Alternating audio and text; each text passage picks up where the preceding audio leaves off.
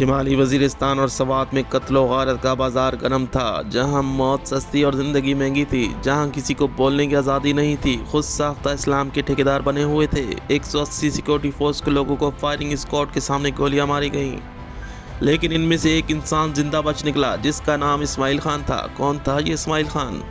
Welcome to अंधेरों का सफ़र। आगे बढ़ने से पहले हमारे चैनल अंधेरों के सफ़र को सब्सक्राइब कर दें और बेल आइकॉन को प्रेस कर दें।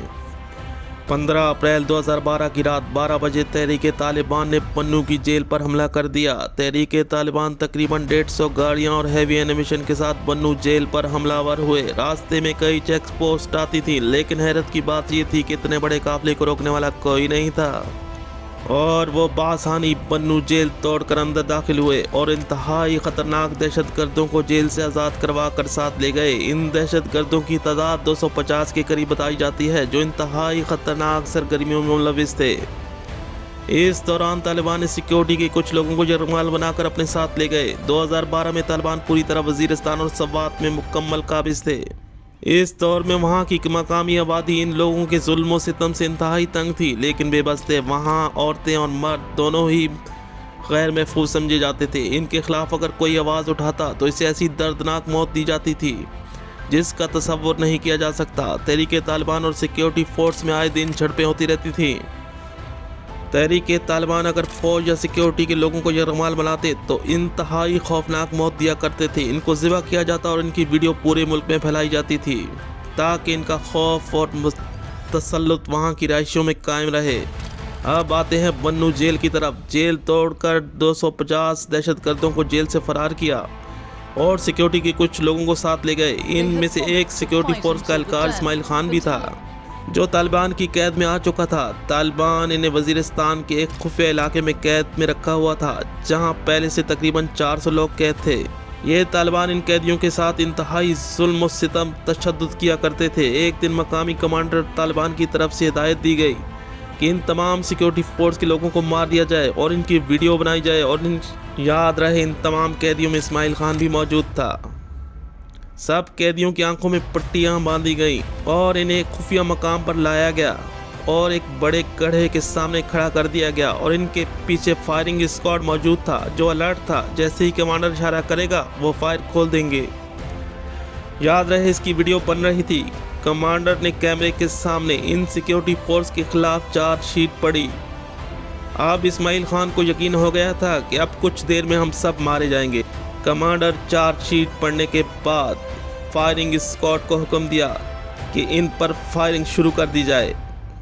फायरिंग स्क्वाड ने आमने सामने से 180 सिक्योरिटी फोर्स के लोगों पर फायर खोल दिया। चीखो पुकार थी, जुल्म सितम की इंतहा थी। ऐसे में ऐसा ही एक लम्हा था जब इस्माइल खान सामने वाले गड्ढे में गिर पड़ा। इस्माइल खान को पता नहीं चला कि कौन कहाँ गिर रहा है। इस्माइल खान के ऊपर कई लोग गिर चुके थे, हर तरफ खून था। इस दौरान गोलियों के कई ब्रस्ट खड़े होकर मारे गए, ताकि तसल्ली की जाए कोई जिंदा ना बच निकले, और फिर सब के सब मारे जा चुके थे। खुशकिस्मती से इस्माइल खान बच चुका था। ये एक मौजज़े से कम नहीं था। 180 लोगों में एक जिंदा बच निकलने वाला इस्माइल खान लाशों के नीचे दबा हुआ था। जब तालिबान ने अच्छी तरह तसल्ली कर ली कि कोई जिंदा नहीं, फिर फायरिंग रोक दी गई और वो वहाँ से चले गए। अब इस्माइल खान के लिए एक इम्तहान था कि वो खुद को इस गड्ढे से कैसे निकालेगा, क्योंकि इसके हाथ पांव बंधे हुए थे। इस्माइल खान लाशों में दबा हुआ था। कोशिश करता रहा रस्सी खोल सके, और फिर कई घंटों की तकलीफ के बाद इस्माइल खान रस्सी खोलने में कामयाब हुआ, और देखा तो हर तरफ खून और खून, लाशें ही लाशें थीं। वो इस गड्ढे से बाहर आया और जंगल में चलता रहा और पहाड़ को क्रॉस करता हुआ वजीरिस्तान की आखिरी हदूद तक जा पहुंचा। इसे कई दिन लग चुके थे, और फिर ऐसी जगह पे आया जहां सिक्योरिटी फोर्स की चेक पोस्ट मौजूद थी। सिक्योरिटी फोर्स की नज़र इस पर पड़ी तो इसे चेक पोस्ट पर ले आए और इसका बैज नंबर पूछा तो इस्माइल खान ने अपना बैज नंबर बताया। सिक्योरिटी फोर्स ने इस्माइल खान को CMH हॉस्पिटल ले गई। वहाँ इसका इलाज हुआ और इस तरह इस्माइल खान अपनी ज़िंदगी बचाने में कामयाब हुआ। इस्माइल खान ने दुनिया के मुख्तलिफ चैनल्स को इंटरव्यू दिए हैं और अपनी आबीती सुनाई, और फिर एक ग्रैंड ऑपरेशन शुरू हुआ, और फिर TTP के तालिबान और दहशत गर्दों को जहन्नुम वसल किया गया। जो बच गए वो अफगानिस्तान फरार हो गए। जालमाना सरगर्मी में मुलविस थे जिसका तस्वुर नहीं किया जा सकता। ये मुसलमान कहलाने के भी लायक नहीं थे। ये थी इस्माइल खान की